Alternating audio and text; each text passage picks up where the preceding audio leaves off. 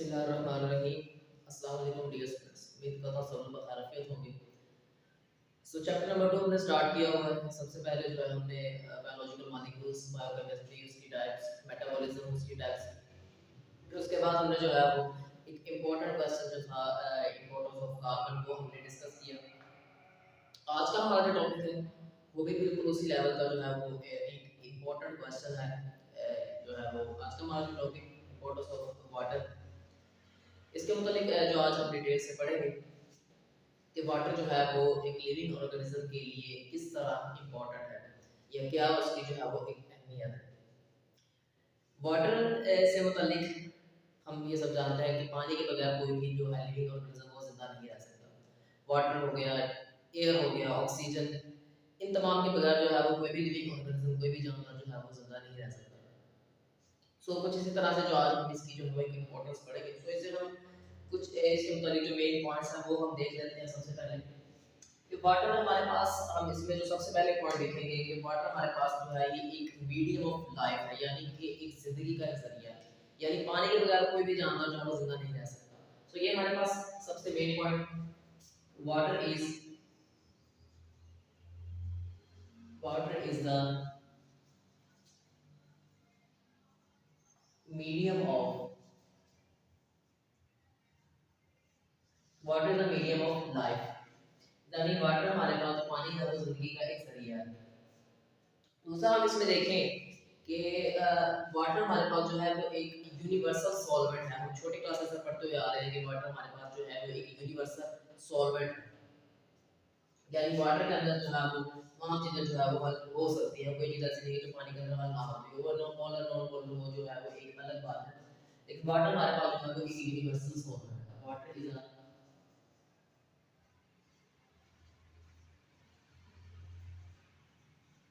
Universal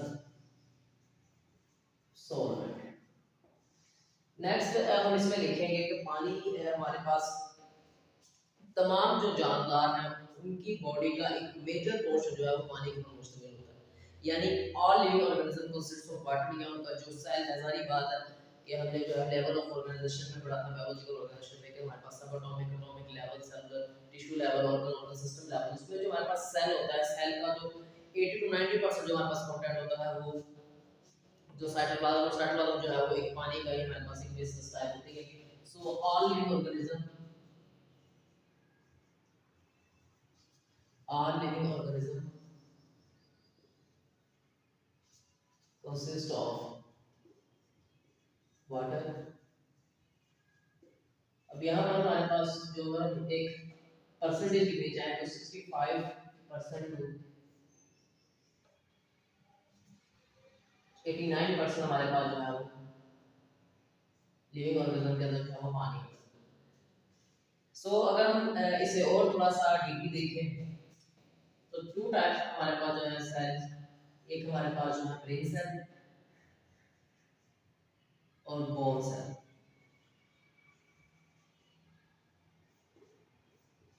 अब brain cell, हमारे पास जो दिमाग के अंदर जो सेल होते हैं वो 85% में जो है वो वाटर होता है। 85% वाटर कंटेंट होता है। और बोन सेल्स जो होते हैं उसके अंदर जो है वो 20% वाटर, 15 टू 20% लिख सकते हैं, 15 टू 20%, या हम इसे 20% लिख सकते हैं। ब्रेन सेल्स के अंदर हमारे पास 85% वाटर कंटेंट होता है। जो बोन सेल्स के अंदर जो है 15 टू 20% जो है वो वाटर होता है। यानी देख सकते हैं आप कि किस तरह जो है वो पानी, ब्रेन सेल्स जो है वो 85% पानी में मुश्तमिल होते हैं। बोन सेल्स जो है वो 15 टू 20% जो है वाटर के ऊपर मुश्तमिल होते हैं। नेक्स्ट हम जो है कुछ डिफरेंट प्रॉपर्टीज जो है वो देखते हैं कि पानी जो है वो किस तरह जो है उसकी इंपॉर्टेंस जो है वो लिविंग ऑर्गेनिज्म या लिविंग वर्ल्ड के अंदर जो है वो एस्टैब्लिश होती है। प्रॉपर्टीज में अगर आप देखें एक कंबाइंड हेडिंग हम लिख देते हैं कि केमिकल प्रॉपर्टीज।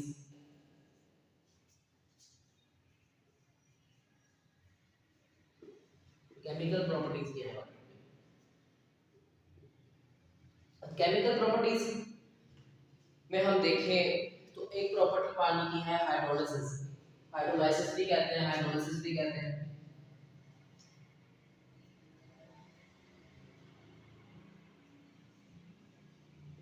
हाइड्रोलाइसिस।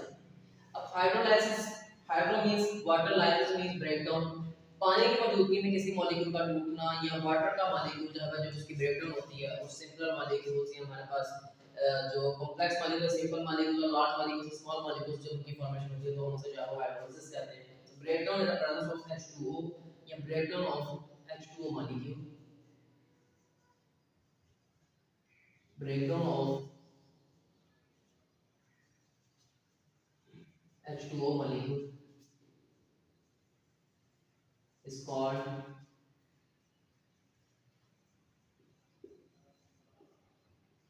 हाइड्रोलिसिस। यहाँ पर अगर हम देखें,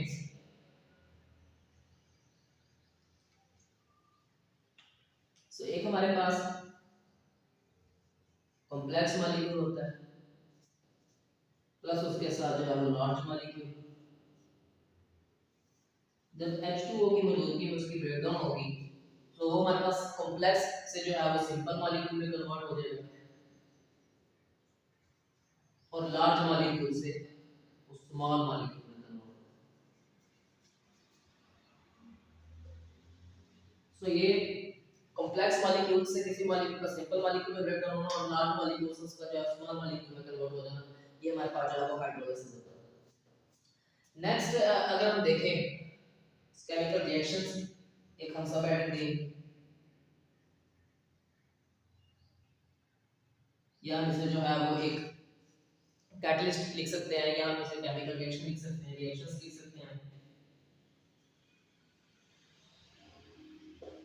अब रिएक्शंस हम केमिस्ट्री पढ़ते हैं, ऑर्गेनिक केमिस्ट्री पढ़ते हैं या केमिस्ट्री वगैरह ये केमिकल्स वगैरह जब भी इनको गौर से देखते हैं तो हमें पता चलता है कि मोस्टली जो केमिकल रिएक्शंस हैं वो पानी की मौजूदगी में होते हैं।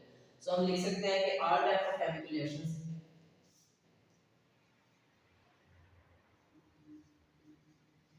All type of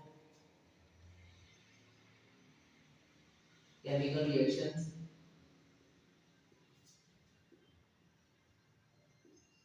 occur in the presence of H2, यानी पानी की मौजूदगी में मोस्ट ऑफ केमिकल रिएक्शन जो है वो occur होते हैं। नेक्स्ट अगर हम देखें सो हम इसमें लिख सकते हैं आयनाइजेशन लिख सकते हैं या आयनाइजिंग प्रॉपर्टी लिख सकते हैं।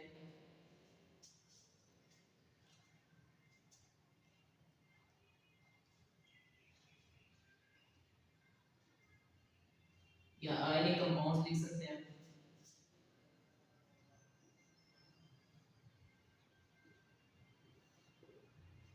अब आयनिक कंपाउंड्स जो है वो इजीली डिसॉल्व हो जाते हैं पानी में। सो आयनिक कंपाउंड्स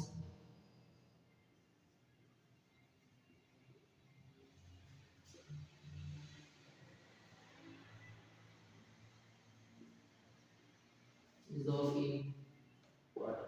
यहाँ पर अगर हम इसकी जो है वो एक एग्जांपल लिखते हैं तो H2O है वो H पॉजिटिव और OH नेगेटिव में इसमें जो है वो कन्वर्ट होगा और यहाँ पर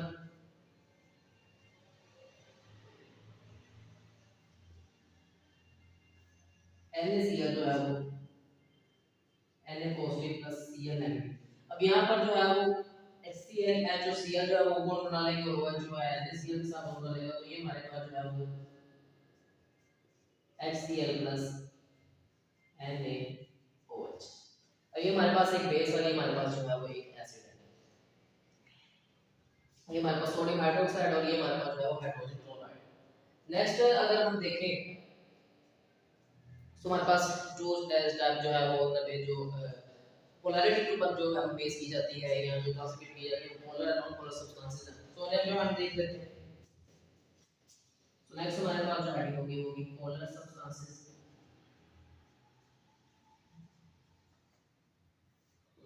अब पोलर सब्सटेंसेस जो है वो बॉडी के अंदर जो है वो इजीली सॉल्युबल है।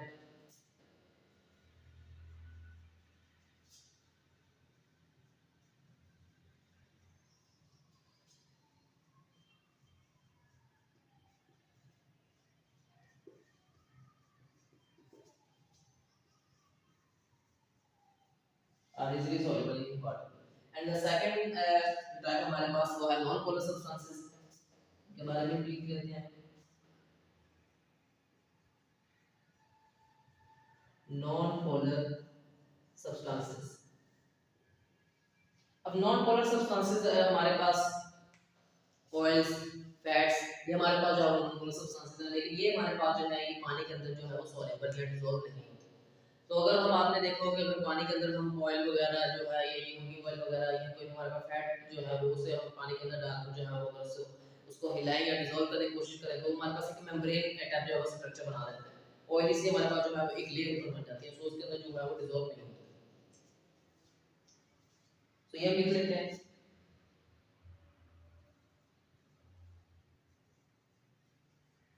non-polar substances are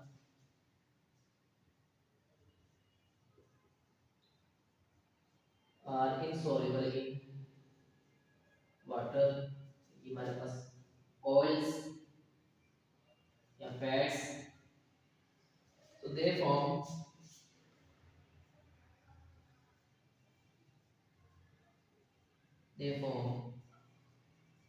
layer or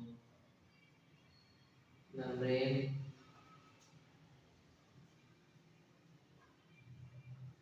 on the upper surface of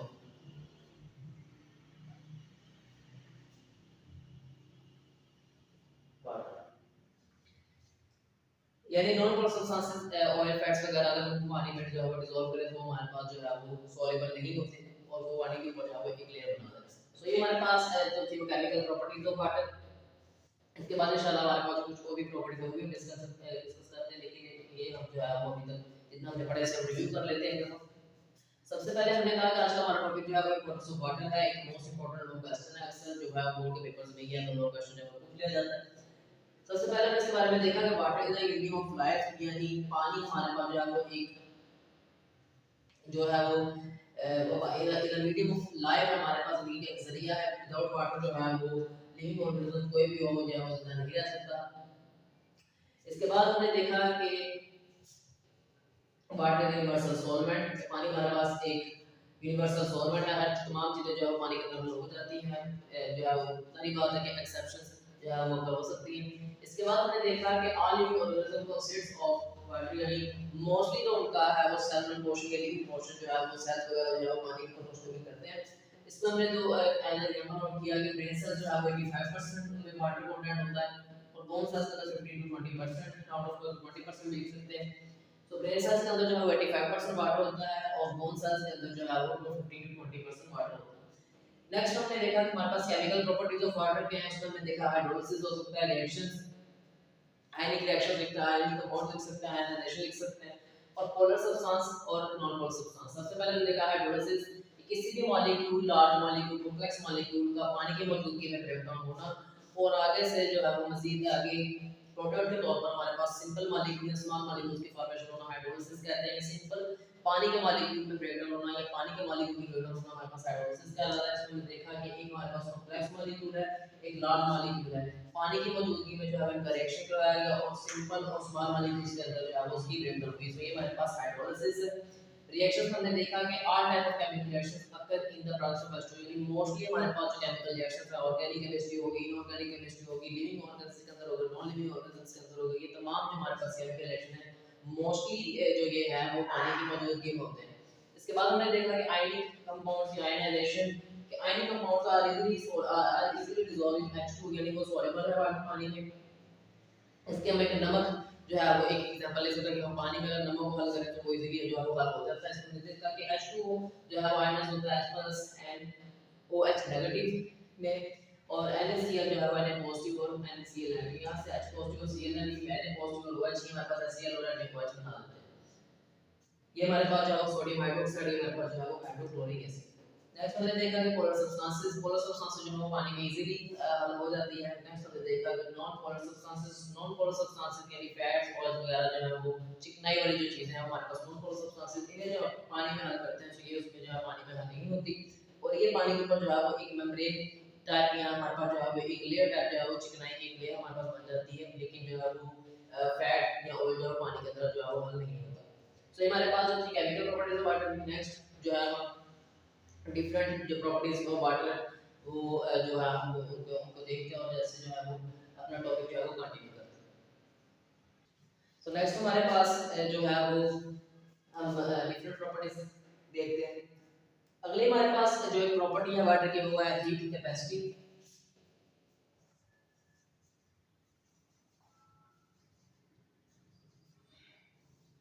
heat capacity, so heat capacity हमारे पास एक एनर्जी की ऐसी अमाउंट जो 1 डिग्री डेस्क टेम्परेचर के लिए यूज होती है ऑफ 1 ग्राम ऑफ वाटर, यानी the amount of energy which is required to change temperature of 1 gram of water from 15 to 16 degree centigrade या 16 to 17 डिग्री सेंटीग्रेड, यानी पानी की एक एनर्जी की एक ऐसी अमाउंट जो हम किस लिए यूज करते हैं कि हम एक 1 ग्राम ऑफ वाटर का टेम्परेचर 1 डिग्री सेंटीग्रेड उसको राइज करने के लिए वो इस्तेमाल करें।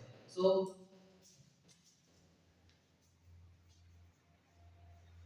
the amount of energy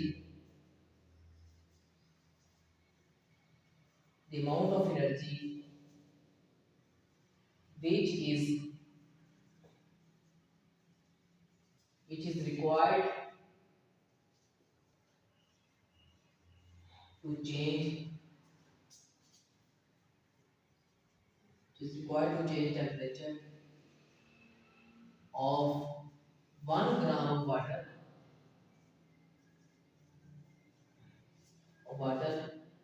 from 15 to 16 degree centigrade, या हम इसे 1 डिग्री राइज भी कर सकते हैं।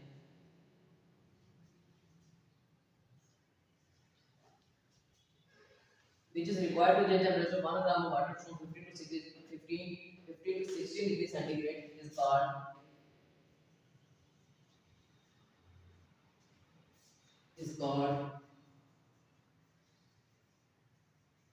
heat capacity, यानी कि एक एनर्जी की एक ऐसी अमाउंट जो हमें किस लिए चाहिए होती है, जो हम किस लिए यूज करते हैं कि हम पानी 1 ग्राम वाटर जो है वो उसका टेम्परेचर चेंज कर सकें फ्रॉम 50 टू 60 सेंटीग्रेड, यानी 1 डिग्री गैस टेम्परेचर हम उसको बढ़ाने के लिए 1 ग्राम वाटर का जो है 1 degree centigrade 1 degree gas temperature करने के लिए जो हम एनर्जी यूज करते हैं वो हमारे पास जो है वो हीट कैपेसिटी कहलाती है। सो इसमें हम जो है वो इसमें एक यूज लिखेंगे कि पानी और हवा, अगर हम इन दोनों को कंपेयर करें तो हवा का जो टेम्परेचर है वो जल्दी गिर जाता है, यानी अगर वो गर्म है तो वो जल्दी ठंडी हो जाएगी, ठंडी हो जल्दी गर्म हो जाएगी, उसका टेम्परेचर है वो जल्दी जो है वो डिक्रीज करता है। लेकिन अगर पानी का हम टेम्परेचर देखें तो वो जरा स्लोली जो है वो उसका जो है टेम्परेचर के अंदर डिक्रीज होता है, यानी पानी जो है वो उसको एक थर्मल स्टेबलाइजर के तौर पर हम जो है वो यूज करते हैं फॉर एक्वेटिक लाइफ, यानी एक्वेरियम अगर हम देखें जिसमें हम फिश वगैरह रखते हैं तो उसमें हम पानी का इस्तेमाल करते हैं, या हम पानी को जो है वो एक एक्वेटिक लाइफ के लिए जो है थर्मल स्टेबलाइजर जो है वो यूज करते हैं, क्योंकि बारिश पड़ती होगी तो पानी गर्म रहेगा और वो ज़्यादा देर तक गर्म रहेगा बनिस्बत एयर के। सो ये हम लिख लेते हैं।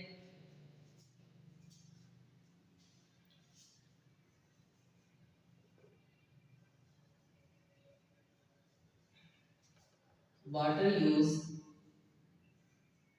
used as temperature stabilizer या thermal stabilizer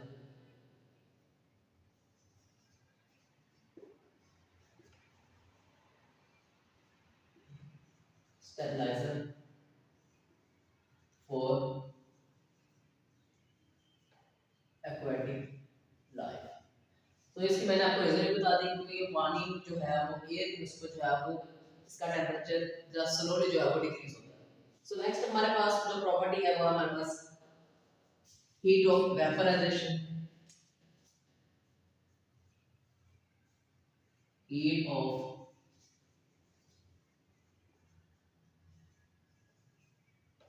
वेपराइजेशन, वेपराइजेशन का जो है वो लफ्ज़ से पता चल रहा है कि वेपराइजेशन क्या है कि किसी भी चीज़ का वेपर्स में जो है वो कन्वर्ट होना, या जो है वो process of forming of vapours जो है हमारे पास उसको वेपराइजेशन कहते हैं।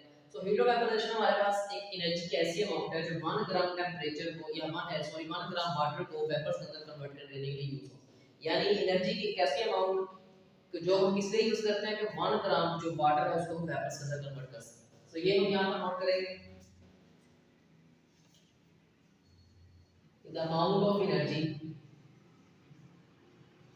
the amount of energy which is required to change 1 gram of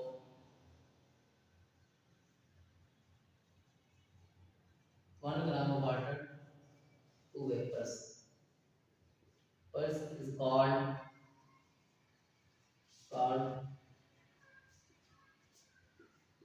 rate of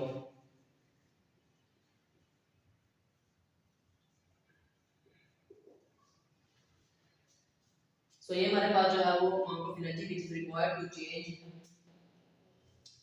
1 gram water to vapors is called heat of vaporization. अब यहाँ पर वेपर्स की बात हम कर रहे हैं सो हमने एक यहाँ पर एक फिनोमेना हम पढ़ते हैं कि थर्मोरेगुलेशन क्या होता है। थर्मोरेगुलेशन हमारे पास टेंपरेचर मेंटेनेंस ये इंशाल्लाह जो है सेकंड में पढ़ेंगे। यहाँ पर हमारे पास एक इंपॉर्टेंट फॉर्मूला ये होता है कि जब हमें पसीना आता है तो जब हमें पसीना आया हुआ हो और हवा चले तो हमें एक कूलिंग इफेक्ट जो है फील होता है। वो किसकी वजह से होता है? वो भी इसी की वजह से होता है कि वो हमारे पास जो है वो पानी वेपर्स की फॉर्म में कन्वर्ट हो रहे होते हैं। तो जब हमें हवा चलती है तो हमें जो है एक कूलिंग इफेक्ट जो है वो एक महसूस होता है। तो यहाँ पर हम लिखेंगे cause cooling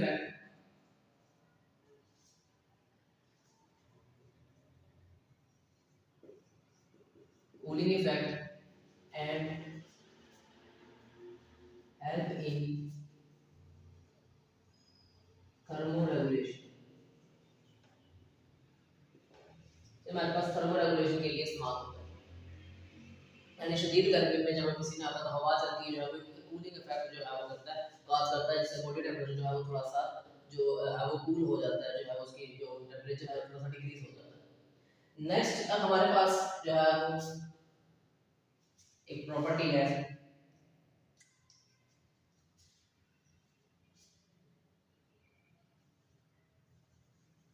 वाटर आयनाइजेशन, या हम इसे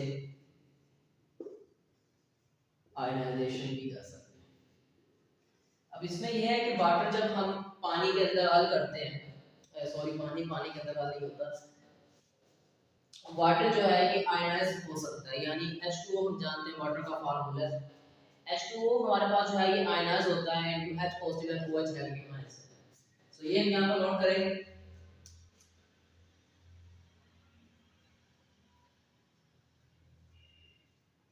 water ionizes to water ionizes to give H positive and OH negative।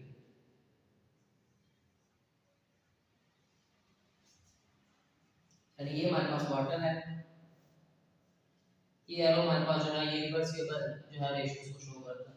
तो ये यहाँ पर H पॉजिटिव है प्लस OH नेगेटिव, ये हमारे पास जो है वो आयन है। नेक्स्ट जो लास्ट हमारे पास एक प्रॉपर्टी है काफी जो है वो इम्पोर्टेंट जिसकी है वो इम्पोर्टेंस जब पॉइंट है इसका, वो हमारे पास है protection.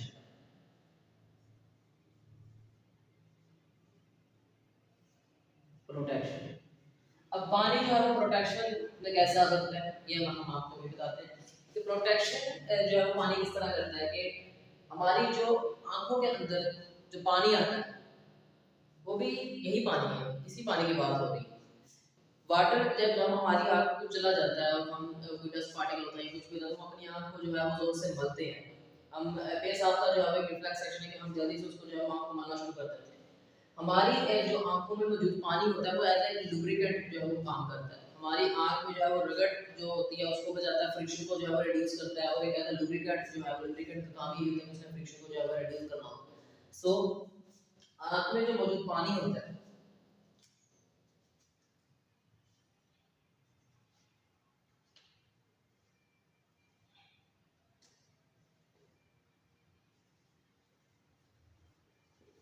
water present in eyes protect